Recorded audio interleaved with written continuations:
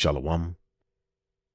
Giving all praises to the Heavenly Father, Yahweh, Bahasham, Yahweh Shai, Bahasham, Rachahakwadash. Double honors to the apostles, the bishops, and the elders at Great Millstone who rule well. Peace and salutations as always to the elect. Prophecy watch, watching the prophecies as everything happening before our very eyes should be able to be broken down and explained by the prophets via the Holy Scriptures. And as you can see, those without the vision and true leadership, all right, are ultimately waxing worse and worse. Where there is no vision, the people perish. You see, but you who keep the law and stay in the spirit, okay, happy are you. And we are commanded in these times, all right, which is a law, not to bow the knee to the image of Baal and to stand firm, all right, for the names of Yahweh and Yahweh Shai, all right, in the righteous ways, as we are testifying against a wicked, rebellious, demonic system who, you know, is planning on undermining the Most High's plan to set his son up as ruler on the earth. And via what they call NWO, a New World Order, okay, we're seeing them hone in on world domination.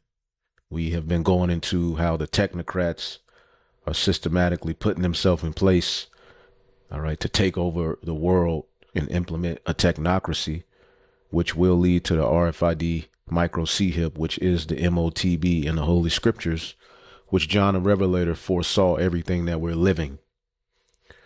So you think for 1 second that in his vision that was given unto him by the Most High through Yahweh Shai, through the angel sent unto him, you think somehow he did not see the RFID microchip, the very technology we see before our very eyes. And we're seeing particular Israelite camps reluctant to speak on it. And they're running out of wiggle room. So they're coming with all of the gimmicks and, you know, doing everything in their power, you know, to throw out enchantments so that their followers, you know, don't question the reality of what's happening. But see, their followers are questioning them. And this is why some of them are having to address it, or they're saying, well, I'm not ruling out a microchip, or they might throw a microchip in there to save face. But when it's all said and done, the true prophets of Yahweh Bahasham Yahweh Shai, all right, will be justified and glorified.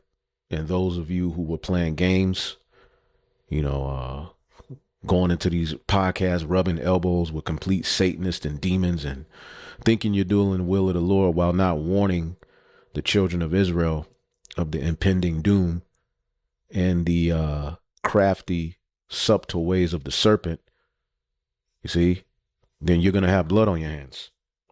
And as we see these technocrats buying up everything and implementing AI governance and, you know, biometric systems and, you know, digital ID systems, you know, they're also trying to do away with free speech, as the Heavenly Father has allowed the testimony, all right, to go worldwide. And now the third witness, because the scriptures say out of the mouth of 2 witnesses or 3 shall he that is worthy of death be put to death. So the Lord raised up the 2 witnesses, the elect of Judah and Ephraim, which symbolizes the tabernacle of David, the house of David being rebuilt, because all 12 tribes, Judah and Ephraim, we weren't split at that time. We were just one nation. All right. But through the sin of Solomon, we have been split and separated, only to be reunited in these latter days in our final captivity, Babylon the Great, as well as the various different captivities where we will be scattered. But the great awakening will come here in Babylon the Great, and our enemy has taken note, because through this testimony, he's getting called out, and through the 2 witnesses, a testimony is going out that's damning and condemning, you know, his very being. And you have the third witness in a form of truthers, and, you know, even people like her, you know, although she represents a democracy, they're calling out things that are hypocritical. They're calling out wrongs.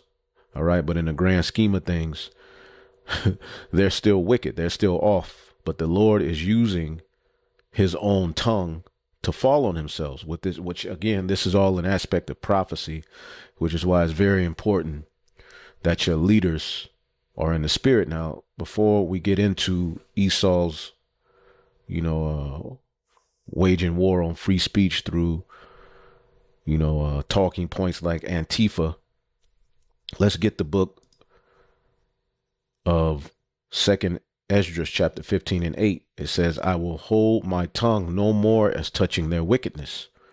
And the tongue of Yahweh through Yahweh Shai is the prophets. Okay, when the Lord wanted to speak to the people on the earth, he set up prophets. See? Men who he filled with the Holy Spirit to foretell events and to have insight to what is coming. Okay, that's who you need to be listening to. All of these games people are playing and trying to be cute and in the Family Matters Eddie Winslow spirit, or, just marching up and down the street, screaming like you in Esau's military. Look, the Lord didn't command us to do none of that. See, we are supposed to be giving our people the true understanding of the times that we are in. See, not talking about we shouldn't hate Esau. Okay. Come on now. This man is in full rebellion. I will hold my tongue no more as touching their wickedness, which they profanely commit. Neither will I suffer them in those things which they wickedly exercise themselves. So the Lord isn't holding his tongue anymore. Okay. Again, Habakkuk, the 2nd chapter, okay, talks about in verse 16, thou art filled with shame for glory. Drink thou also, and let thy foreskin be uncovered. The cup of Yahweh's right hand shall be turned unto thee, and shameful spewing shall be on thy glory. So there's a shameful spewing on what he has presented to you as history and his glory. Okay. And, basically the spirit's on him to say, well, you niggas should be lucky that I put you in slavery because you were a bunch of, primitive, backwards. And without us, you still be somewhere in a hut trying to figure out how to drink water and create a will, So Esau's doubling down on his pseudoscience. He's being found out to be the devil. His history is being brought to his forefront, and he's trying to hide it. He's trying to shut down, talking points that point to what he did and what he's doing now. And we're living at a time where he's going to make a man an offender for a word. Again, the testimony that we speak is upright conversation. Psalms 37 and 14, the wicked have drawn out the sword and have bent their bow to cast down the poor and needy and to slay such as be of upright conversation. And everything that Trump was supposed to stand for, okay, you now see that he was a farce. He was supposed to, he was getting votes and, which we know your vote doesn't count, but he was getting, support and play and praise from the maggers. They call us niggers. We call them maggers, right? And you so-called black conservatives who ultimately you're getting ready to take the piss, as they say in London as well. You getting ready to be confounded. The Lord has had enough of our people's hypocrisy. See? Because the whole system is wicked. See, and that's the difference of, with our testimony that separates us, all right, from the masses, from the world. Okay. Let's get Revelation 12 and 11. And they overcame him by the blood of the Lamb and by the word of their testimony, and they loved not their lives unto the death. So the blood of the Lamb and the word of our testimony, which a testimony is what? Okay, what is a testimony? Marturea, or martyr, so to speak. A testifying, the office committed to the prophets of testifying concerning future events. So we're testifying of what Yahweh Shai is coming to do. We're testifying of the works of the wicked. There's an inquisition going out. And all of this is leading to Esau Edom reacting very emotionally, All right. As a matter of fact, before we get into this, because of course Trump was supposed to, represent free speech. Now they're taking your free speech away. He's supposed to represent your right, all right, to bear arms. Now they're honing in on taking those away, or you having to register it on their database for their NWO because they're coming after you.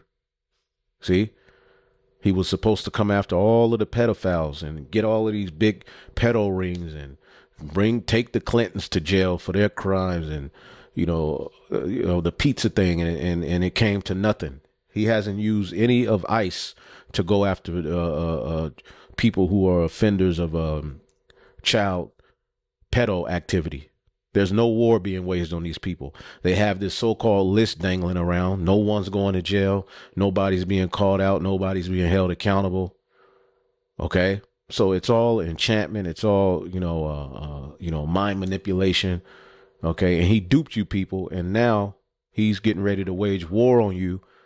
But he has the so-called Black, Hispanic, and Native American at the forefront of the war that he's waging so that you can cheer it on. But when it's all said and done, okay, Esau, Edom is going to come down on all of the people.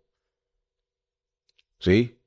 And he's using particular big names of people who have followings as examples. Okay, see, Esau, Edom has all kind of agents and controlled opposition set up in places to say things that are true. That's his way of telling you, I told you. And that's his way also of being able to control the narrative and demonize particular talking points, okay, as these people are the scapegoats that he used. Nick Fuentes, which you listen to him, he says some stuff that makes sense.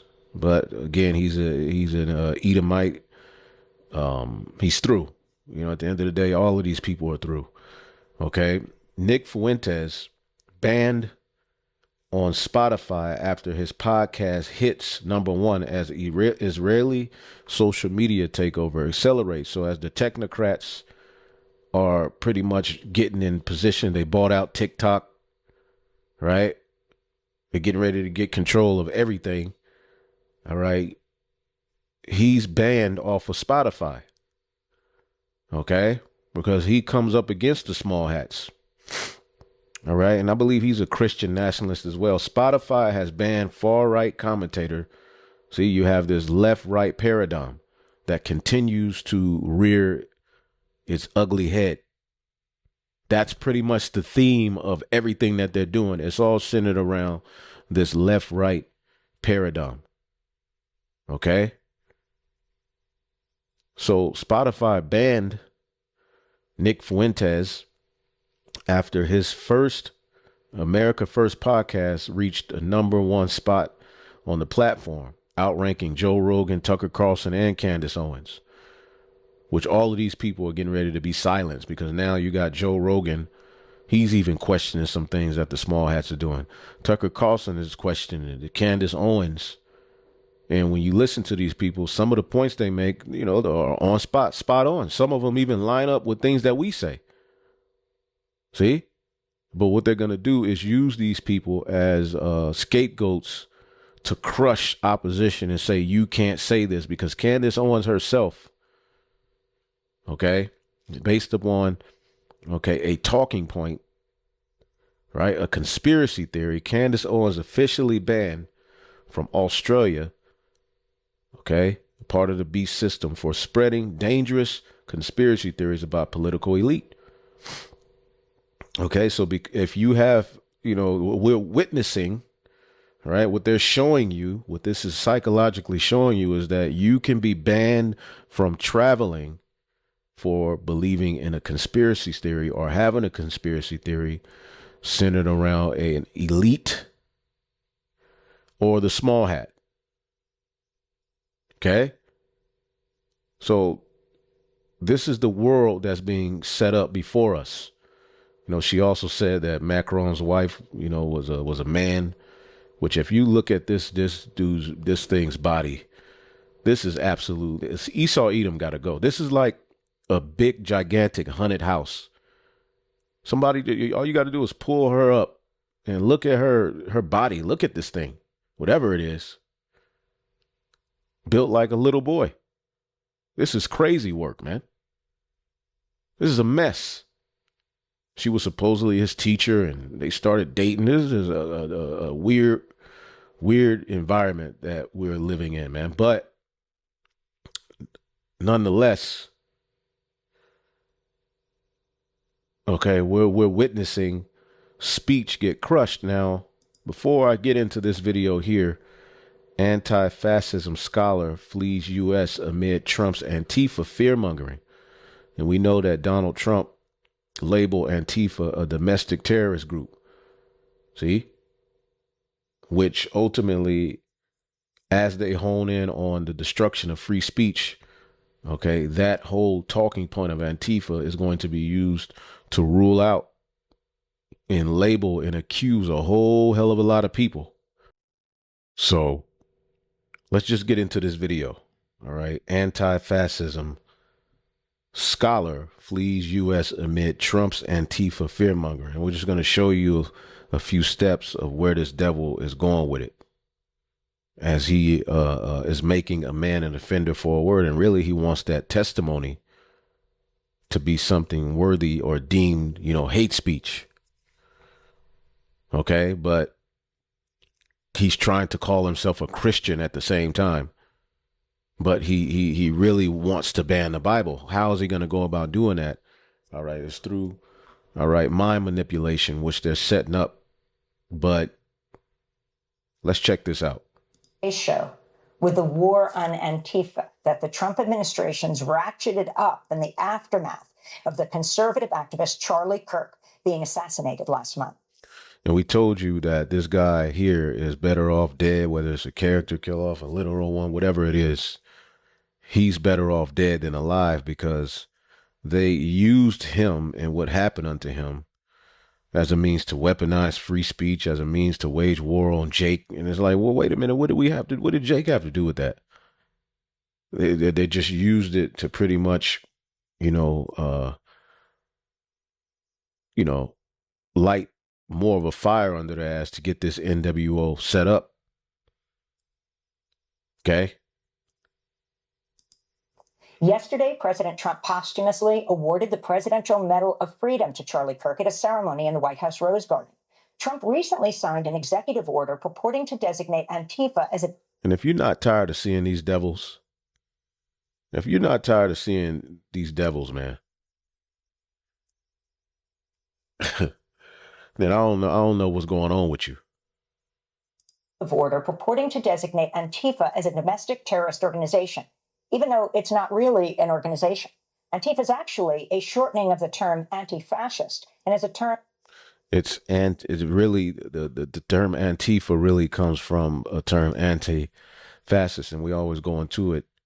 Fascism, in a nutshell, is a system where the government has total control over politics, the economy, the media, and that's what's ultimately being set up through this technocracy.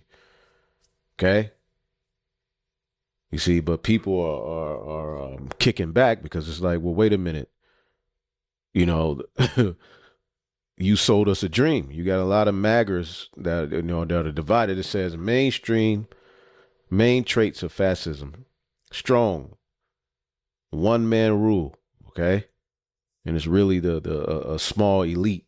Okay, ruling everything. It says no real freedom.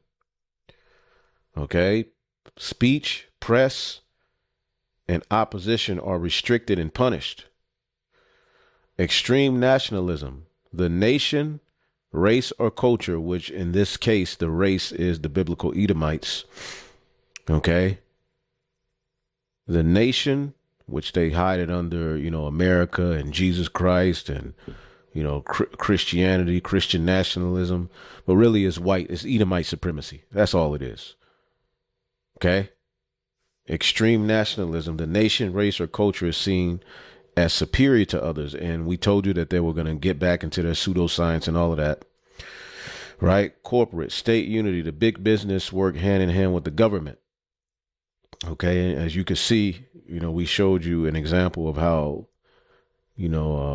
Blackstone, okay, is buying up all these businesses, and pretty much the government isn't regulating it. Okay. And it's making the people's lives miserable. Nothing is in favor of the common working class. Everything is in favor of the big businesses and corporations and tech giants. Okay. So the state works hand in hand with these corporations, all right, to pretty much buy up everything, okay, ruin your lives, make shit miserable where you are, okay, and forward their footprint, their stronghold, suppression of dissent. Anyone who disagrees is labeled an enemy or traitor. See? So Isaiah 59:14 in the NLT says, our courts oppose the righteous. And at one point, this was happening in Israel, where you had the leaders, ruling wickedly.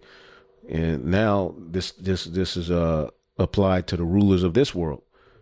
Our courts oppose the righteous, and justice is nowhere to be found. Truth stumbles in the streets, and honesty has been outlawed. You see, honesty has been outlawed. This is where this is going. To be honest about what's happening, who's ruling, who's doing it, what's the true problem, what's the true biblical nationalities, prophecy, all right, is going to be outlawed. Yea, truth is gone, and anyone who renounces evil is attacked. The Lord looked and was displeased to find that there was no justice. So a judgment is getting ready to be set. Okay, but they're making a man an offender for a word. Truth and honesty is being outlawed. And when you deal with the term fascist or fascism, it's short for or when you look at Antifa, that word is short for anti-fascism. So what is fascism? Okay, the suppression of dissent, corporate state unity, militarism, glorifying war, discipline, and obedience. And this is what we're witnessing. So to call it out as fascism, okay, they're now labeling you a domestic T. So is he really, are we witnessing fascism? If we aren't, why are you outlawing people from talking about it?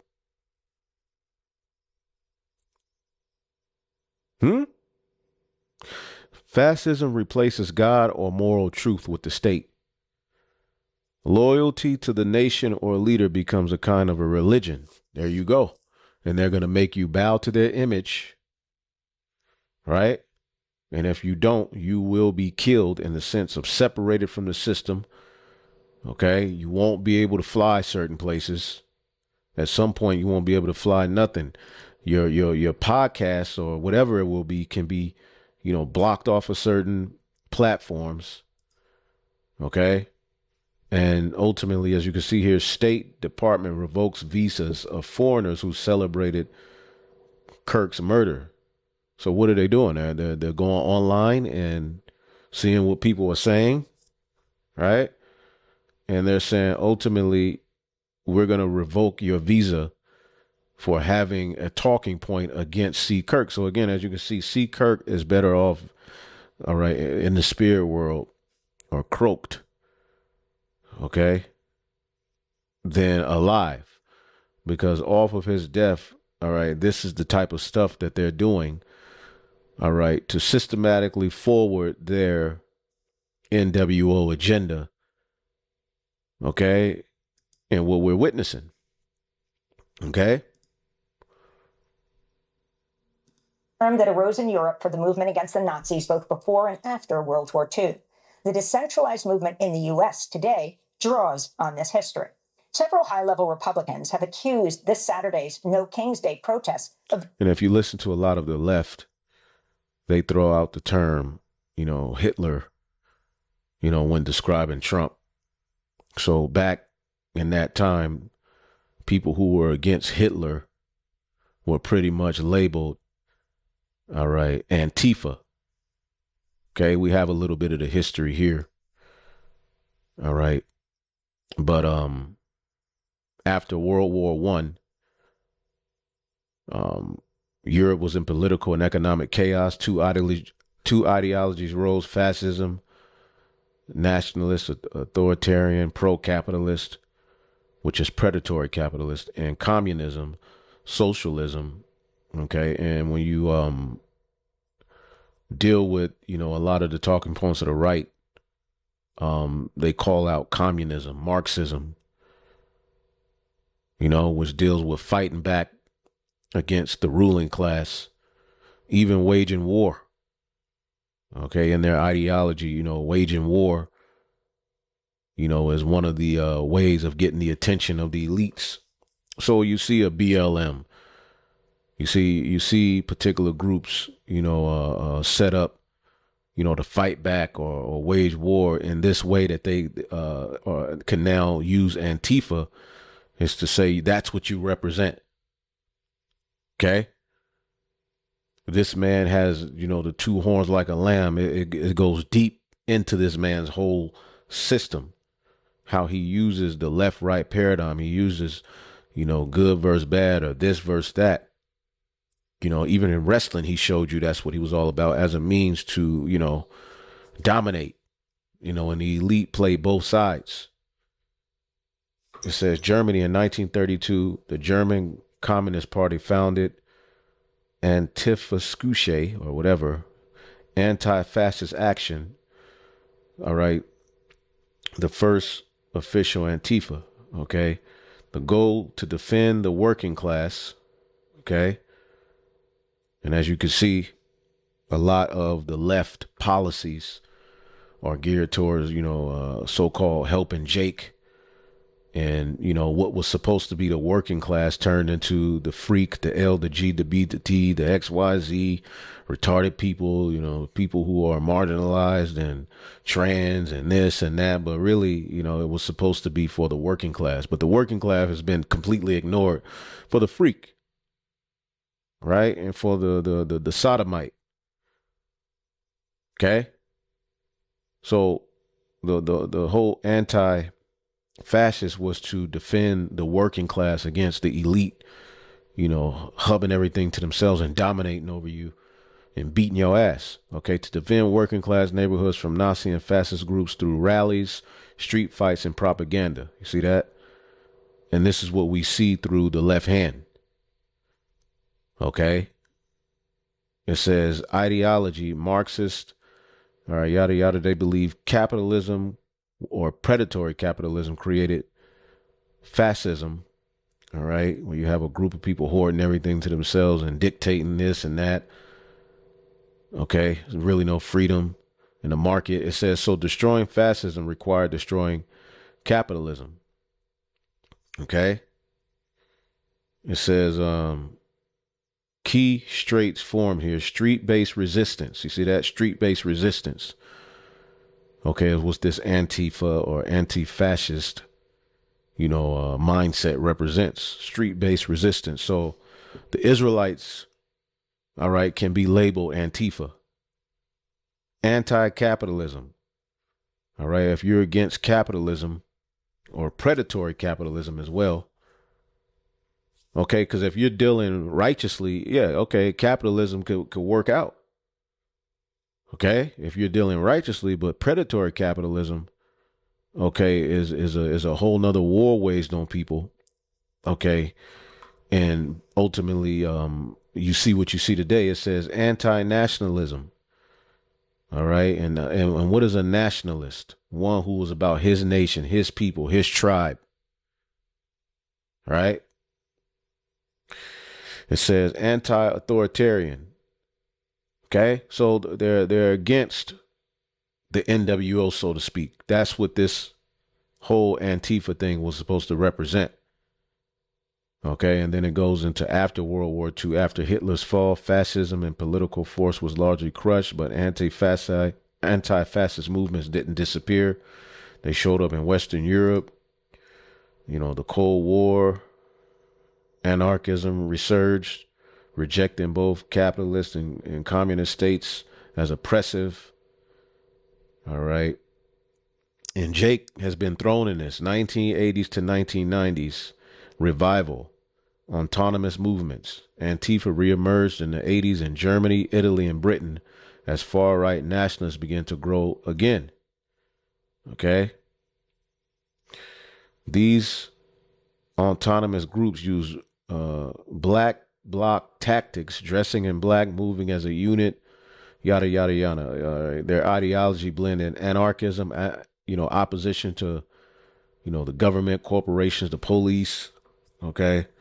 Marxism, the class struggle and critique of capitalism, feminism and environmentalism, insurrectionists causes tied into their windows. These movements directly inspire today's American Antifa networks. Okay. Let's see here. Antifa resurfaced publicly around 2016. After far-right rallies like Charlottesville, they framed their actions as defensive, protecting communities from fascism, racism, and nationalism. And this is how Jake is thrown into the left, okay, or can be thrown into being an anti-fascist, okay, or Antifa. It says their methods counter-protest, doxing extremists, and occasionally vandalism or clashes with police. And again, we saw all of these things with BLM. Okay. And we're seeing now, enchantments being thrown out as look, you have a shocking report reveals Mexican cartel teaming up with left-wing terror networks inside the U.S. So now, they're throwing out the notion that, Antifa is associated with the Mexican cartels that Trump is waging a war on, right? Let's go here real quick. Let's play this. Saying 5 to 10 grand for kidnapping of ICE agents or Customs and Border Patrol agents, non-lethal assault, $50,000 for the assassination of high-ranking officials. So they're talking about kidnapping, all right, and assassinating high-ranking, officials, all right, who are, over the watching over the border, right? Wow. Okay. Greg Bavino, he works in Chicago. Says he had a bounty on his head. Watch. We've got $50,000 bounties on the heads of federal law enforcement officers. We have criminals ramming vehicles, criminals bringing guns to protests. This is not regular street crime here in Chicago. We have assaults on Border Patrol agents, ICE officers, and our allied law enforcement agencies every day, often multiple times per day. And again, these assaults. Remember those so-called riots in L.A., protests in L.A. over, the waging war on the Northern Kingdom. It was all orchestrated. This is all BS, man. This is enchantments. But they're going to use stuff like this to go ahead and move forward with their plan. The lethality of these assaults is increasing. How can your officers respond to that effectively? Well, there's, power in numbers. There's safe. See, this is the devil. See, these people get on these news platforms. They try to act as if they're at the seat of morality and, we got to fix everything. And, they're the devil, man. Remember, the scriptures told you Satan presents himself as an angel of light. This is the problem on the earth right here. And they're not going to stop. It's going to continuously be this, that, pointing the finger at this. There's always going to be a new boogeyman until you look up, okay, and there's a robot bot chasing your ass down the street. In numbers, Secretary Nome, ever since that terror attack we saw in Dallas, she's been hardening our ICE facilities. President Trump has called in the National Guard a very repression and great, strong leadership we've seen from the President of the United States. But, we are seeing a coordinated, highly organized waging of war on our law enforcement on the streets of Chicago. These men and women are simply enforcing the rule of law and doing their job, and yet there's these foreign terrorist networks who are going after them. They're using it. They're going after ICE. They're putting bounties on particular officials in ICE. and the Border Patrol. So what does this mean? Okay, well now, okay, y'all want to play those type of games. Well, hey, we're getting ready to, we'll wage even more war. Oh, you think you as a, what's that weirdo name? You have nothing. You think you're hard. We're hard. We're more hardcore than you can ever be. They're creating this narrative that what they're going to say is Jake is fighting back. You have the mayor in Chicago talking about it's going to be a civil war, right?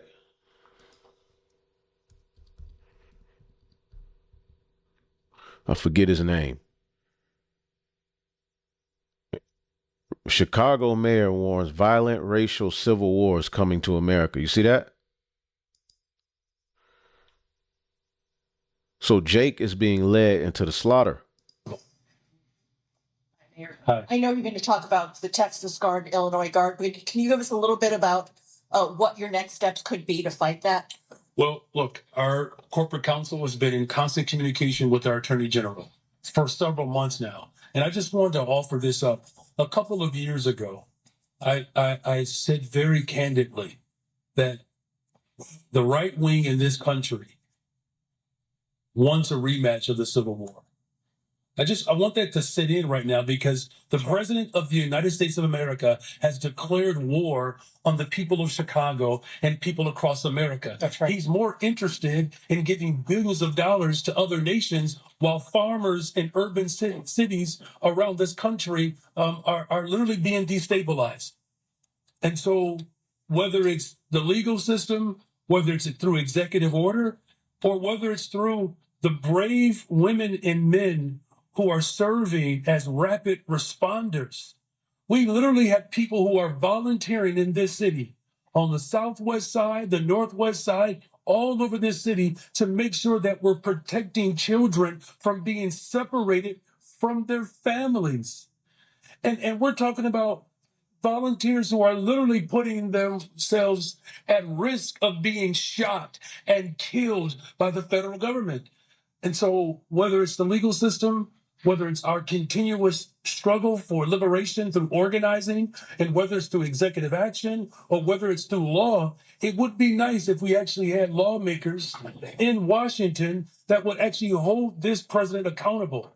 And if they won't do it, then the city of Chicago will, using every single tool that's available to us. So they can use this as a declaration of war. And they can label you Antifa, which is anti-fascism, as we were going into. Okay?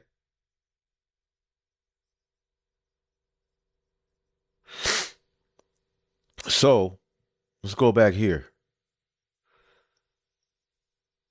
All right. Anti-fascism scholar flees the U.S. amid Trump's Antifa fear-mongering. Being organized by Antifa. U.S. Attorney General Pam Bondi said last week the administration will take the, quote, same approach to Antifa as it has to drug cartels it's bombed in the Caribbean. This is Bondi on Fox News last night. And that's one of the things about Antifa. You've heard President Trump say multiple times, they are organized, they are a criminal organization, and they're very organized. You're seeing people out there with thousands of signs that all match, pre-bought, pre-put together. They're organized and someone is funding it. This comes as Los Angeles County officials voted Tuesday to declare a state of emergency over ongoing federal immigration raids they say have, quote, caused widespread fear, unquote. Violent attacks by federal agents at protests against immigrant raids have also been documented in Chicago and Portland. On Tuesday, Republican House Speaker Mike Johnson said if he would call for more oversight of federal agents. He responded by complaining about a naked bike ride protest against ICE in Portland, Oregon, which Trump has called a war zone. To demand oversight on federal law enforcement? Well, I've not seen them cross the line yet. And I think we have committees of jurisdiction who have that responsibility, but it's not risen to that level. What I've seen is the abuse of law enforcement by radical leftist activists. There you go. There's continue with the radical left, the right. See? So this is a snare for those who rebuke and negate. Recently, the most threatening thing I've seen yet was the naked bicyclers in Portland who were protesting ICE down there. I mean, it's getting really ugly. Experts are increasingly raising concerns the Trump administration's attacks on Antifa are ungrounded in fact and law and violate free speech rights.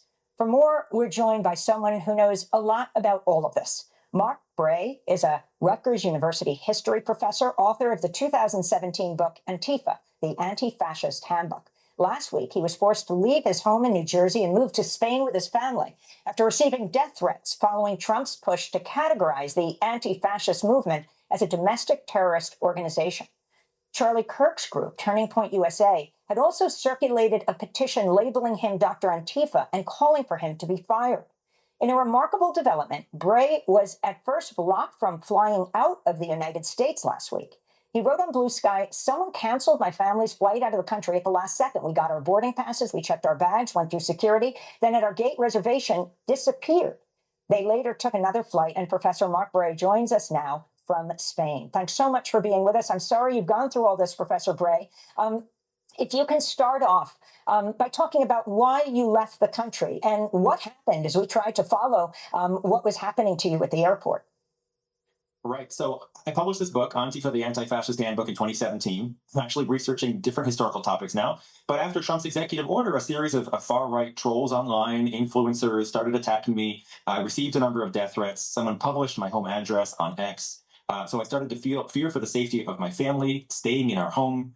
More and more death threats came in, and I knew I needed to get away. Getting to another country, getting across the ocean would make us feel much more comfortable. As you said, our first flight was mysteriously canceled at the last moment. My two small children were sobbing. So the left hand is getting ready to make a move. All right. What do Yahweh Shai say here? Okay. Matthew 10 and 21. And the brother shall deliver up the brother to death, and the father the child, and the children shall rise up against their parents and cause them to be put to death. These are the times we in. All right, this the division. Look how the jab was able to divide people. Okay, this NWO was going to be rooted in division. The way that they, seize land, territory, rights is going to be through a divide, a left-right paradigm. Right? And you shall be hated of all men for my name's sake, but he that endureth to the end shall be saved. See, so we're witnessing, all right, the wicked, all right, Wisdom of Solomon 2 and 10. Let us oppress the poor and righteous men. Let us spare not the widow. Okay, this represents Israel. Okay, the fatherless, so to speak. It says, nor reverence the ancient gray hairs of the aged. And this man is completely in that spirit. He don't give a damn about nobody. It's all about oppression. Even his own people are being oppressed. It says, let our strength be the law of justice. For that which is feeble is found to be nothing worth. And in this world, faith is feeble. So they're leaning on their law. All right. And they're framing mischief by a law.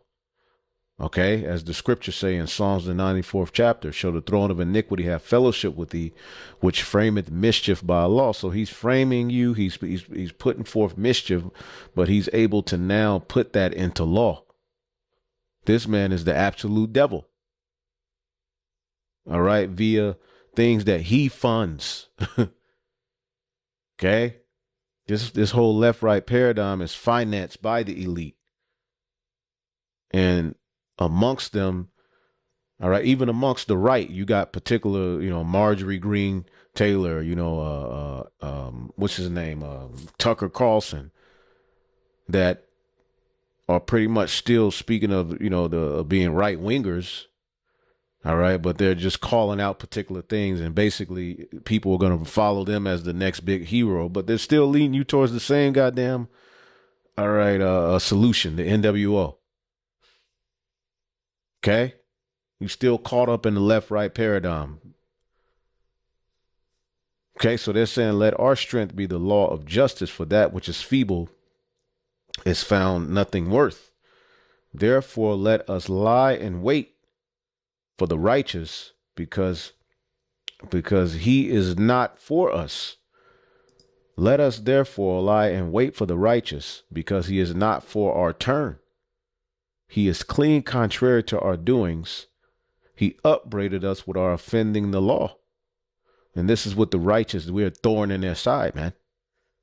And objected our infamy, the transgressions of our education. So we call out their pseudoscience, right? We call out the faults in their own law. We call out the hypocrisy. Okay. You know, we call out, you know, Christian nationalism and all of these various different things that Esau Edom uses, and he's just a total hypocrite. His wine, the scripture speaks that his wine, all right, will be his transgression. He transgressed by wine. His education, what's in him is really at the end of the day, Satanism, rebellion. He professed, they're talking about the righteous, to have the knowledge of God. He calleth himself the child of God. He was made to reprove our thoughts. He is grievous unto us, even to behold. So this is how the righteous looks at you. For he is not like other men. His ways are of another fashion. We can't really label them niggas and you know, so we got to figure out a way to label them and accuse them, all right, in another way, right? We are esteemed of him as counterfeits. We call them the fake, you know, JOOs, right? We tell them that we're the real people. We're calling them counterfeits. Okay, ish. All right. It says he abstaineth from our ways as from filthiness. He pronounces the end of the just to be blessed, and make it his boast that God is his father. Let us see if his words be true. Let us prove what shall happen to him in the end. So they're like, okay, you're boasting all of this shit you're gonna do, Jacob. Well, okay, this is my answer to your rhetoric. Okay, and he's setting up stuff like this. As you can see, this dude was so-called persecuted, not able to fly based upon being, all right, a fascist, you know, anti-fascist or Antifa, which Antifa is just short for anti-fascist. But they're able to, you know, put that term on it or use that term as a means to label it as some group who goes around just, you know, committing anarchy and sedition and insurrection. And that's what they're going to use to bring about the Insurrection Act. Okay. We had to regroup the next day, as you said. I just want to ask, when you say your flight was canceled, you went to, what was it, Newark Airport or Kennedy? Yes. And you got your boarding passes and you went through security. So you were all set. And you got to the gate, and what did they tell you?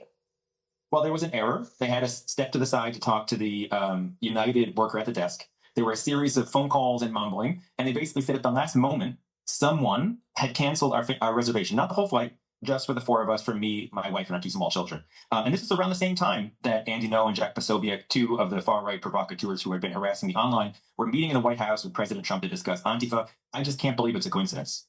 And yet you were able to rebook the next day, and you made it through security, and you actually made it onto the flight?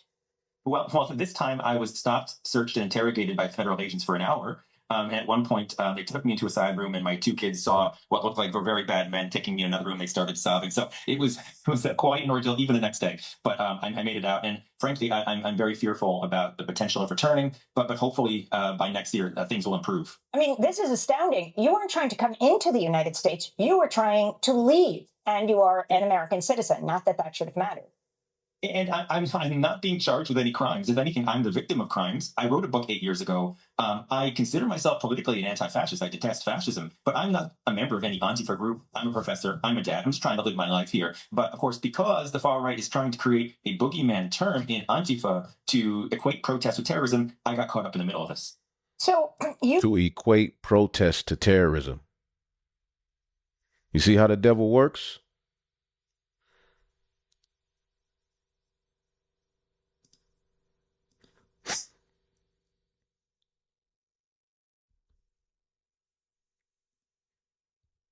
Daniel 11 or 8 and 25. Daniel 8 and 25, which this is speaking of Antiochus Epiphanes.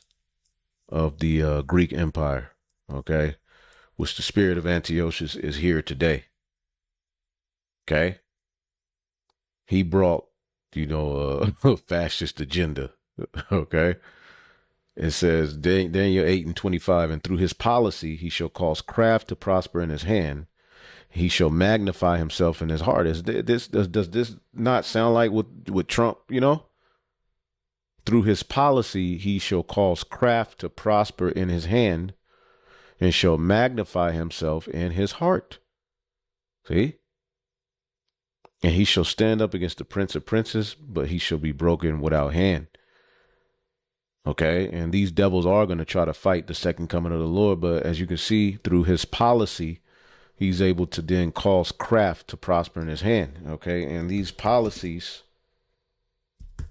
from what we're witnessing, okay, can be used as Isaiah 10:1. Woe to thee that decree unrighteous decrees and that write grievousness which they have prescribed. Again, Psalms 37:14. The wicked have drawn out the sword. Now, not only is the weapon used as a sword, but the law, the tongue, okay, which walks through the earth, which it cuts, got people locked up for life for nothing. See, the wicked have drawn out the sword and have bent their bow to cast down the poor and needy and to slay such as be of upright conversation. Their sword shall enter into their own heart and their bow shall be broken. See, a little that a righteous man hath is better than the many riches of the wicked. The arms of the wicked shall be broken, but the Lord upholdeth the righteous. So the Lord is not going to allow this demon to win. Okay? You are the author, Professor Bray, of Antifa, the anti-fascist handbook. If you could explain what Antifa is and what it means for President Trump to have issued this executive order calling it a domestic terrorist organization. Is it even an organization? Talk about Antifa now and through history. Right. So, as you said, it's a term that is short for anti-fascist or anti-fascism. It's originally German from the era of opposition to Hitler. After World War II, anti-fascism continued throughout the world, and the specific European tradition of what they call Antifa spread to other countries around the world. For example, in the U.S., you had anti-racist action in the 80s and 90s, which was a network of decentralized groups across the continent organizing against the far right. Sure, Antifa really kind of made its appearance in the U.S. In the late 2000s, but it's not an organization. It's more of a politics or a movement. I liken it to feminism sometimes. There are feminist groups, but feminism itself is not a group. There are Antifa groups, but Antifa itself is not a group. It's just sort of like a more of a verb. It's a thing you do to organize against the far right in decentralized groups. Look who you see in the front. Okay, what looks to be an Israelite woman. Okay. Trump, of course, doesn't care about any of that. It's a useful boogeyman term to demonize protests, demonize resistance, equate it with terrorism. And it's really, an obvious page out of the textbooks about fascist and authoritarian leaders. It's such an obvious imitation of, the kind of the Red Scare talk about communism, but applied to today. It's very interesting you've moved to Spain. I mean, for years we've covered the Abraham Lincoln Brigadistas Brigade, those Americans who went to Spain, where you are now, to fight against the fascist Franco. Many of them died, many of them came back, and this was just before World War II. They were the most experienced, presumably, in fighting. But when a number of them signed up to fight in World War II, to fight Hitler, they were labeled premature anti-fascists. Can you talk about that? And they were not allowed to fight in World War II. Right. So there were a lot of activists. As you can see, this devil, he has a lot going on. It's confusing. Okay, it's just really you're wicked. It's too much. See, this is why we go to the scriptures to simplify the two horns like a lamb, man. Speaking as a dragon. This is an aspect of the two horns like a lamb. Okay, the fascist versus the communist, so to speak. Leftists in the U.S. and around the world who realized the threat of Hitler well before mainstream society. And a number of them journeyed over to Spain to fight in the international brigades. A significant number of them lost their lives.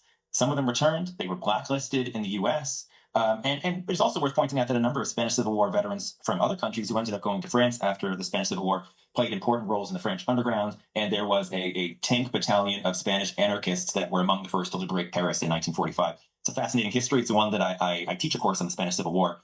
So it is strange to sort of have these things twisted around. And I ended up going to Spain because I'm a historian of Spain. But I've received a lot of solidarity and support from the social movements here. And actually, there's a general strike today in Spain for Palestine as well, just to throw into your news report. We had you on last in 2017 to discuss your book, Antifa, the Anti-Fascist Handbook, when it first came out. In the introduction, you wrote you hoped your work would promote organizing against fascism and white supremacy. Can you elaborate? Right. So anti-fascism has a broad history. In the U.S., certainly there's the European-inspired Antifa tradition. There's also a really good book called The Black Anti-Fascist Tradition that talks about the role of anti-fascism in Black liberation struggles, Black Panthers, and so forth, which I suggest people check out. So it takes many different forms. What it has in common is actually this impulse towards unity and putting aside the differences that often divide the left in the interest of promoting the common struggle against fascism, against white supremacy. And what we're seeing today in the U.S. is increasingly fascist. MAGA, I believe, and I study fascism, I don't say this lightly, is a fascist movement. And if we don't organize, if we don't take action in the streets, we're going to end up somewhere really bad. And for me personally, I felt like my situation was such that I had to get my family out of harm's way. But this story about me is about me, but it's not really about me. It's about... So Trump labeled this ideology a domestic terror. He's talking about enabling, all right, the Insurrection Act. Okay, we can see where this is going. There's all type of protests being formulated now, which we know there's going to be agent provocateurs there. Let's check this out. You guys, the Republicans are terrified of American citizens. We see it with ICE. We see it with all the polling. Republicans have shut down the government. They know that their big, beautiful bill and their immigration policies are wildly unpopular. And this No Kings rally coming up on October 18th is terrifying them. I mean, they are flipping out. Watch this clip first. But again, the No Kings protest, Maria, I'm really frustrating. I mean, this is part of Antifa, paid protesters. It begs the question, who's funding it? But yeah, Democrats want to wait for a big rally of a No Kings protest. When the bottom line is, who's running the show in the Senate? Chuck Schumer's not running the show. The minority. Listen to what he says. But again, the No Kings protest, Maria, I'm really frustrating. I mean, this is part of Antifa, paid protesters. Part of Antifa, paid protesters. It's the question, who's funding it? But yeah, Democrats want to wait for a big rally of a No Kings protest. When the bottom line is, who's running the show in the Senate? Chuck Schumer's not running the show. The minority leader is Chuck Schumer. The majority leader, stop, I can't. Just lies, lies, lies. But the overarching theme of this interview is to terrify people about the No Kings rally. We know Stephen Miller is running policy at the White House because Trump doesn't give a shit. We also know that he does not want freedom of speech or freedom of the press, and particularly freedom of assembly. Because when people peacefully protest, the leaders have to listen. So this guy, Transportation Secretary Sean Duffy, who is a total dipshit of the highest order, has no idea what he's doing. He's on there saying Antifa is funding the No Kings rally because these Republicans cannot imagine, even for one single solitary second, that somebody would want to love their country enough to go out for no money and protest and demand a constitution, not a king. They can't wrap their head around it. They don't understand it because everything that a Republican does, from Donald Trump, who is the most corrupt president in the history of the United States, that whole cabinet committing crime after crime every day, in my opinion, he doesn't understand that you don't have to be paid to have a conviction. You don't have to be paid to feel a moral responsibility to other human beings. It's so foreign to them. It's unbelievable. And then we've got Secretary Scott Bessent, who is funding the whole Argentinian government because one of his bros is a billionaire and he's losing his ass. This is what he has to say about the No Kings rally coming up on October 18th. Make sure you're there. In fact, they are waiting for this No Kings protest. You know, no kings means no paychecks. No paychecks and no government. And Maria, I think the dirty secret here for why this has dragged on for so long is the Democratic friends in the mainstream media have been downplaying the shutdown. And this is getting serious. It's starting to affect the real economy. It's starting to affect people's lives. Okay, Scott, that's enough. Scott, the Republicans control the Senate, the U.S. House of Representatives, and the White House. They have the power, but they can't do it because their legislation is wildly unpopular with Democrats and even some Republicans who have the balls to stand up for people's health care. The lies are bullshit. What we're saying is 15 million Americans should not be cut off of their health care. But here's the thing, when he says no kings means no paycheck. So here's my question. So the only way for federal employees to go back to work and get a paycheck is if Donald Trump becomes a king. Is that what he means? Or does he mean people that protest and are seen protesting that also work for the federal government will not be paid? So either one of those is wildly inappropriate, but which one does he mean? So you have the left-right paradigm. Meanwhile, the people are losing. Okay, and this is all a snare to come at the prophets. Okay, America is a big, gigantic mess. Revelation 13:11, and I beheld another beast come up out of the earth, and he had two horns like a lamb, and he spake as a dragon. So we're witnessing, him speak as a dragon. You see, and in the midst, you so-called blacks, Hispanics, and Native Americans are going to be a prey, and the prophets are going to be accused. Daniel 3:8, wherefore at that time certain of the Chaldeans came near and accused the Jews. Why? Because the Jews refused the worship of the image. Okay, and we're witnessing right now, if you refuse the image, Revelation 13:14, and he hath power to give life, 13:15, he hath power to give life unto the image of the beast. The ancient Western Roman Empire relives through this system. Okay, even the transhumanist ideologies that we're seeing play out with their miracles, that those ideologies really, they go back to Babel, but the Greco-Roman philosophers were big on that, but it's now being played out in an even more realistic sense through their enchantments, through their witchcraft. So he had power to give life unto the image of the beast, that the image of the beast should both speak and cause as many as that would not worship the image of the beast should be killed. And I mean, let's also look up this real quick.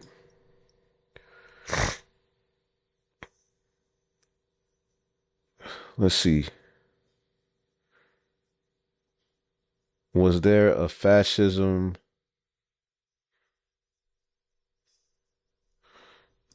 Does this, fascism versus Antifa mimic? Damn, boy, I ain't spelling it. Hold up. Mimic. All right. Does this fascism versus Antifa mimic anything in the ancient Roman? See what it says. So does this fascism versus Antifa, all right, that we are witnessing, mimic anything in the ancient Roman Empire? See what it says. Excellent, insightful question. Yes. So again, this is how we're witnessing the Western Roman Empire, the image of the beast, live through stuff like this as well. Okay. Not only the Colosseum and, fast food, the Senate building, how the courts, buildings look, Washington, D.C., which is was originally Maryland, Rome, or Rome, Maryland. It's so much that mimics ancient Rome, but we also got to look at these back and forths in government, you know, the destruction of the middle class. All of this goes back to how the ancient Roman Empire fell, to the devaluing of the, you know, the dollar of the day back then, the denarius, today the dollar. All of these things, shrinkflation, that all happened in the ancient Western Roman Empire, man. You know, UBI type scenarios. All right, only certain jobs available to people during, you know, collapse. You had to, you know, get the job from them. It says before Rome's fascist centralized power order, before fascism existed as a word, the Roman Republic had a symbol, all right, called the fascis, a bundle of rods tied around an axe. Okay. And when you look on the American dollar, okay, let's see here.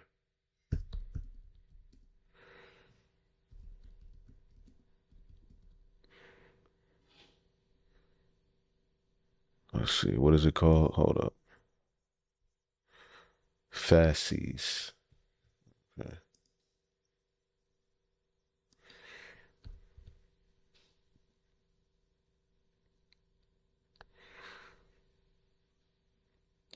As a bound of a bundle of wooden rods, often not always, including an axe.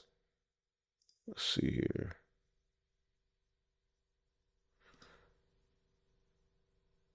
On the back of a dime.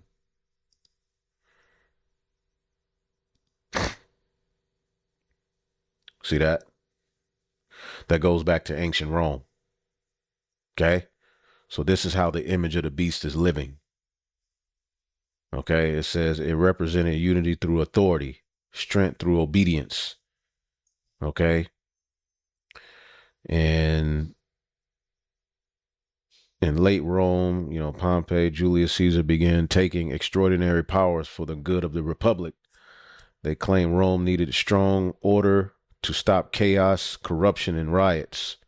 But each step of temporary control weakened freedom and built the road to a dictatorship. This is what we're seeing today. Modern fascist and authoritarianism movements often rise by promising safety, order, and national pride when the society feels divided or chaotic. Rome's Antifa, or anti-fascists, all right, populares and zealots of the people, okay? Opposing those powerful elites were movements that claimed to fight for the people. And you had the Jews up in that. Many of the sect of the Jews, like you see the zealots, it says the populares political, like the Gracious brothers, pushed land reform and wealth redistribution to help the poor. Okay. It says later zealots, mobs, and urban militias fought street battles in Rome, believing they were protecting the Republic from tyrants. And you had many of the Jews that were involved in that. And Yahweh Shai was actually, when you look at Barabbas, right? Let's see if we can find it in Mark. I believe that's how you spell it. Let's go to the book of Mark. Right? When you look at Barabbas, okay, it gives you more of an insight on what he did here in Mark 15 and 7. It says, now at that feast they released unto them one prisoner, whomsoever they desired. And there was one named Barabbas, which lay bound with them that had made insurrection with him, who had committed murder in the insurrection. So you have to see Yahweh Shai was numbered amongst him as an evildoer. He actually, as you can see here, was a revolutionary who had committed murder in an uprising. See? But Yahweh Shai was set to be crucified right along with a literal evildoer, a literal mover of sedition. See that? So you had this concept, these same types of situations going on in the ancient Western Roman Empire. Okay? And you see, you know, the Charlie C. Kirk was put to death. Okay? And you see, you know, and who are they blaming? They're blaming either the left or the right. It's pretty much as now it's getting physical. See? It says these groups had genuine cause, but often used violent protest and mob action, much like some modern Antifa attacks. They rejected the Senate's authority. They believed the elite had betrayed the people. Eventually, both sides, elite and popular, used violence and propaganda, collapsing the republic. Parallel today, the anti-fascist or Antifa or revolutionary movements claim to defend the people against the oppressive power, but when anger replaces principle, the resistance itself becomes destructive. And this is where Trump is saying we are bringing the Insurrection Act. Okay? We about to bring the Insurrection Act. Okay? See?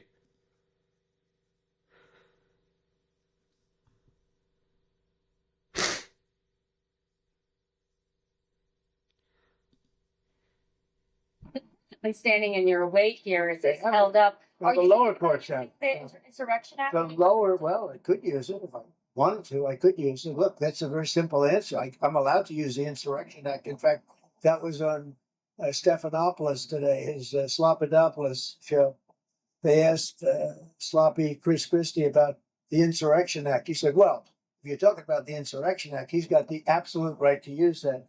And he said a couple of things that were good. He said 50% of the presidents that served in office have used the Insurrection Act. And the Insurrection Act, according to all of them, said it can't even be challenged. I don't have to go there yet because I'm winning on appeal. You know, you're right.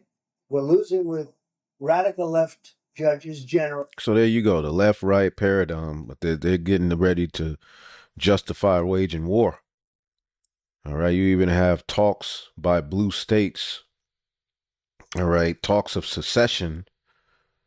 All right, basically, certain blue states are saying we're getting ready to separate from this thing called the United States.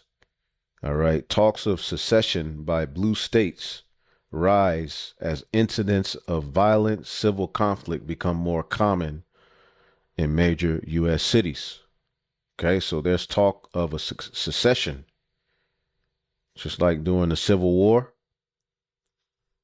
So a civil war is brewing. See? And again, it's being funded by both sides. Meanwhile, all right, they're getting ready to blame and accuse people. Again, this is why he is called the accuser of the brethren. Okay? He's called the accuser of the brethren. Okay? Let's get Revelation 12. Hopefully this is making sense. Revelation 12. Oh, we got to finish Revelation 13. All right, Revelation 12 and 10. Now has come salvation and strength in the kingdom of his power and the power of his anointed. For the accuser of our brethren is cast down, which accused them before our power day and night. Okay, and this is what he is set to do. Okay, he's like Satan. Okay, he's coming in the spirit of Satan. Okay, the accuser. Okay. Categoros or category. All right. Hold up. I think I looked up the wrong word. Accuser. Categoreo. All right. To accuse before a judge, to make an accusation, extrajudicial. All right. To charge with some offense. So already he's laying the groundwork, okay, to be able to put an offense, okay, to you and accuse you. All right. As we read here, the Chaldeans accused the Jews for refusing to bow to that image that was ordered to be bowed to, all right, by Nebuchadnezzar, the Chaldean. Okay. Revelation 13 and 15. And he had power to give life unto the image of the beast that the image of the beast should both speak and cause as many as would not worship the image of the beast that they should be killed. So we're witnessing that right now. And again, this word killed doesn't always mean physically put to death. It could also mean, I'm sorry.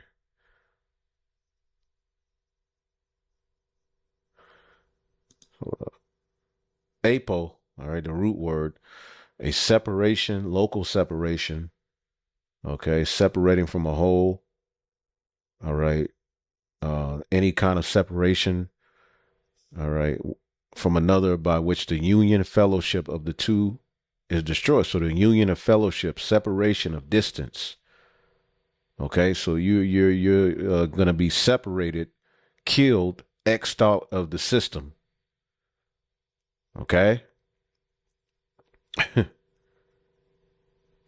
To basically you're not gonna be able to do particular things. All right, and they're already talking about without a digital ID. Okay, you're not going to be able to do particular things or go particular places, or if you believe in certain things, you're not going to be able to do certain things. All right, and again, all of the data has been hijacked. Palantir and all of these various different AI systems are being set up. All right, and the digital ID. All right, social credit score. All right, scenario is being set up. Meanwhile, all right, the right is labeling the left, which again, our people have been, hijacked and bundled up into the left. See? So again, Israelites are being set up.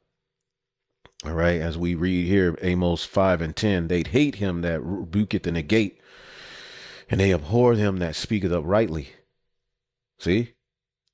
So they lay a snare, okay?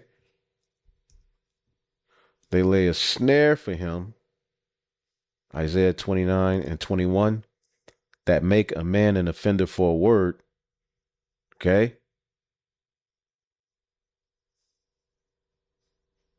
They make a man an offender for a word and lay a snare for him that reproveth in the gate. And this is all going to lead to the famine of the word,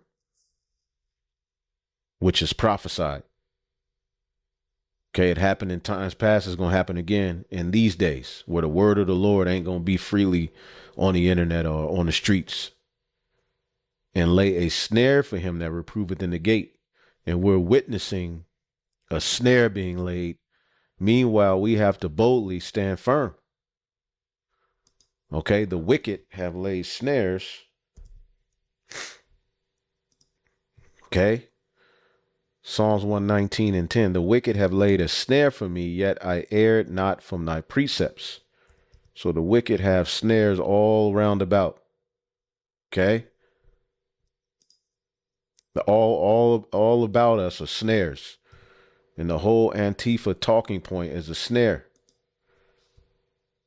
that has been used for ages, but now it's being used here. And again, these concepts go back to ancient Rome. This is how you're witnessing the image live. Not through a picture of white Jesus. It's through all of this shit. Okay? All of it. Let's see here. Psalms.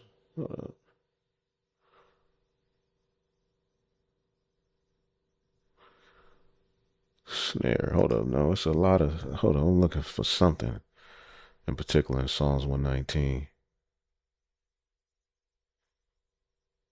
This is good too. Isaiah. This is Psalms 124 and 6. Blessed be Yahweh, who have not given us as prey to their teeth. Our soul is escaped as a bird out of the snare of the fowler. The snare is broken and we are escaped. Our help is in the name of Yahweh, because you're listening to this and you see where they're going with it. Okay, you see how, again, we can be accused and will be accused as evildoers, as movers of sedition, as troublemakers. Okay, that's how we were framed and talked about. All right, in the where is it at? Haman or Amen. Let me see if I can look it up real quick in the book of Esther.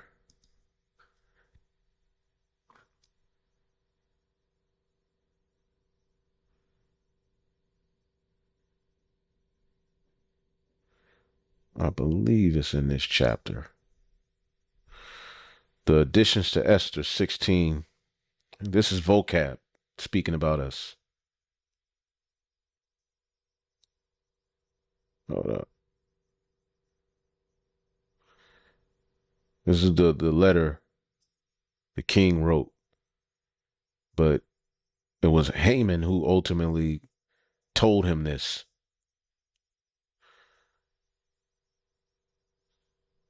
Verse 15, but we find the Jews whom this wicked wretch have delivered to utter destruction. Oh, hold on. Wait a minute. No, that ain't it. Hold up. That's another part. I'm tripping.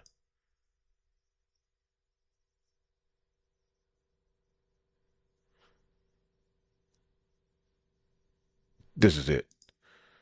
This is it right here. Additions to Esther 13. This is the letter the king wrote, and he talked about what Haman told him. It says,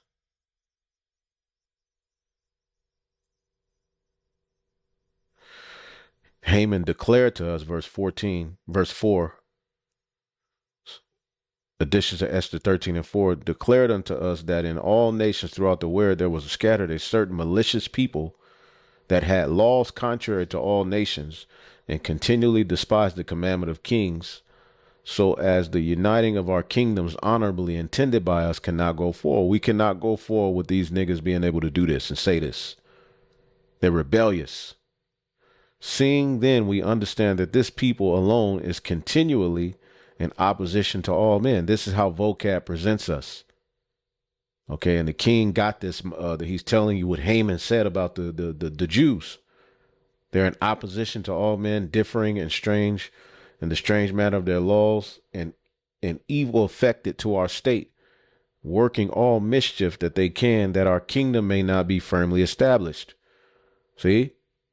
So again, this was basically the Antifa of that day. They were saying basically these niggas are anti-us establishing our rulership, which basically he moved up to second in command in the Persian Empire. All right. So basically these people are in opposition. Therefore have we commanded that they are signified in writing unto you by Haman, who was ordained over the affairs and is next to us, shall all with their wives and children be utterly destroyed by the sword of their enemies, without all mercy and pity. All right. So ultimately there was laws passed that ultimately under, the orders of Haman, the Edomite, the Agagite, the Amalekite, to, basically put all of these niggas along with their children to death, because they are against our affairs, or against our kingdom. And basically, that's what's getting ready to be formulated here. I don't know. I don't think he knows, because I think it's lips on Donald Trump's ass. Do his bidding. Nobody gives a shit. And I just want everybody to know that one of the driving forces behind the shutdown is the Epstein files and Project 2025, so that they can fire the federal workforce. But this whole Antifa thing, people are being paid. We're getting to the deep, dark bottom of who's being paid. We know how incompetent Tash Patel is. We know that he's not even a good podcaster, much less a director of the FBI. So we have Glenn Beck, who's a Republican mouthpiece. He puts this video on yesterday. I'm not going to make anybody listen to his voice, but he says, the FBI showed up to my house to discuss my TV show exposing Antifa's network. If you are a member of Antifa or providing material or financial support for Antifa, controlled opposition, I might be a little concerned, because the FBI, and this is all caps, deadass, is serious about investigating you. Okay, a couple things. We need to remind everybody, Antifa is not real. It is not an organization. You don't sign up and get a membership card. Antifa means I am anti-fascist. I do not believe that the United States of America should be ruled by a king, a dictator, a tyrant, an autocrat, whatever you want to call it. World War II and World War I soldiers were Antifa because they were fighting against fascism. Donald Trump and his administration are fascists. These people are now saying anybody that dissents is a fascist. Anybody who dissents is a domestic terrorist. That's bullshit. If you want a constitutional republic and you believe in democracy, you're anti-fascist. There is no organization. Believe me, I'd be in it. I would have signed up already. You don't have to pay me to feel that way. You don't have to pay me to believe that every single person should have due process and constitutional rights. It's unbelievable what liars and nuts they are, but it just goes to show you how scared of dissent they are, how scared they are of the people, which goes back to military in U.S. cities that are blue, because the midterm elections, they know it will be a blue tsunami, I hope. I want to take a minute and thank our sponsor, Simply Safe, by confronting potential threats the moment they, and what that's it, but the overt lies and hypocrisy that they continue to spin on Fox News is jaw-dropping, particularly after they had to pay almost $1 billion for lying on TV. And when I play this clip, I want everybody to notice the chyron on Fox News, because they're big mad that George Stephanopoulos would not allow J.D. Vance to continue to evade the question about Tom Homan and to continue to fucking lie. They're mad about it because they want him to be able to lie. Here we go. Your point, I still don't know what happened with the Homan money, if he got it, if he paid taxes on it, but I don't happen to, that doesn't bother me at all. What I'm bothered by is when politicians believe they can tell reporters what they're going to answer and what they're not going to answer. Katie Porter was wrong, and Vice President Vance was a friend. He was wrong in that interview. But Katie Porter walked out of the interview. Greg, quid pro quo, Clarice. I would say that you can't compare the Porter and Vance one because of the political affiliations. But Vance is Republican and it's different. It's really time for all of these people to shut the F up. This is Egyptian against Egyptian. This is confusion. Okay. And I just have a real quick message for those who find themselves in the "I voted for this" crowd. If you approve of military troops on American soil, the founders called them standing armies, you're approving military troops on American soil against you when the next Obama or Biden or Hillary enters the office. So when you applaud actions like this against protesters, calling them Antifa or whatever you want to call them, I just want to point out in this particular incident, these two guys right here are just kneeling as protesters beyond the property line of the U.S. government, and they still get charged by government troops and dragged away to a cage. Watch this. Whoa. Oh, man.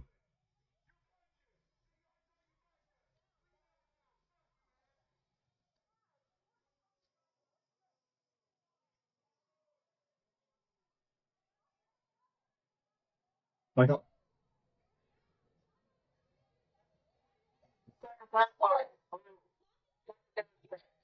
No charge, no trial, no due process of law, just charged at, apprehended, and dragged away in the dark of night before an audience of hundreds. Now remember, Trump said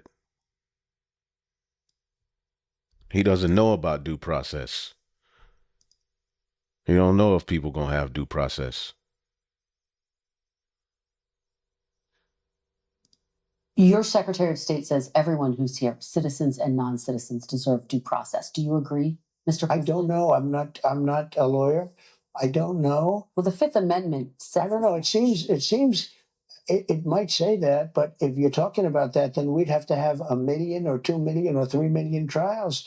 We have thousands of people that are some murderers and some drug dealers and some of the worst people on earth. Some of the worst, most dangerous people on earth. And I was elected to get them the hell out of here, and the courts are holding me from doing it. But even given those numbers that you're talking about, don't you need to uphold the Constitution of the United States as president? I don't know. I don't know if I need to uphold the Constitution. I have to respond by saying again, I have brilliant lawyers that work for me, and they are going to obviously follow what the Supreme Court said. What you said is not what I heard the Supreme Court said. They have a different interpretation. Is anyone in your administration right now in contact with El Salvador about returning Abrego Garcia to? I don't know. You'd have to. So he's telling you right there, you ain't gonna have no due process. Hundreds. What do you think they're going to do to you when the Democrats get into office? Are you going to approve these same actions when they come down upon conservatives? Ain't gonna be no more elections. This is the last Trump. Okay.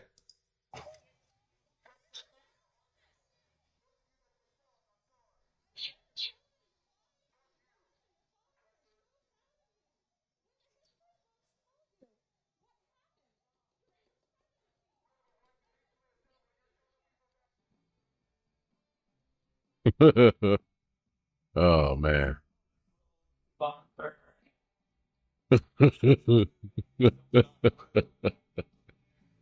Oh man. What's going on here, man?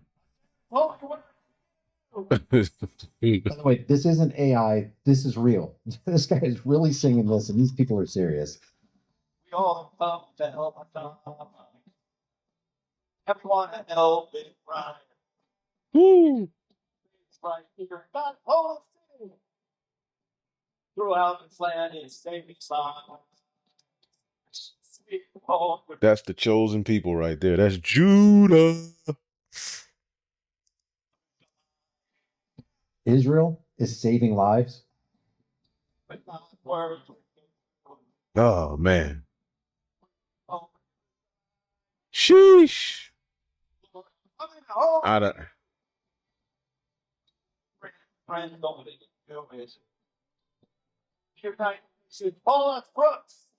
The United Nations call us crooks.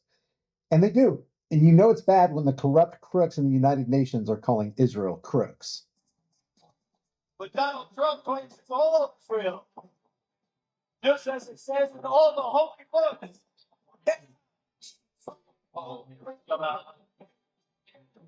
Woo. God damn.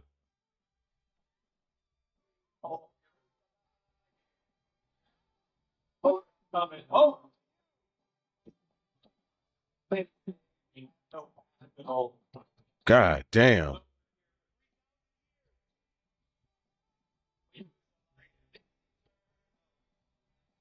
What you have never seen appears.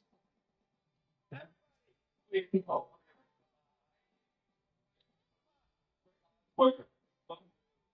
can hear him. Show you this interaction between Macron and Trump. It's just weird. There's a lot of touchy-feely stuff going on here that makes you a little uncomfortable.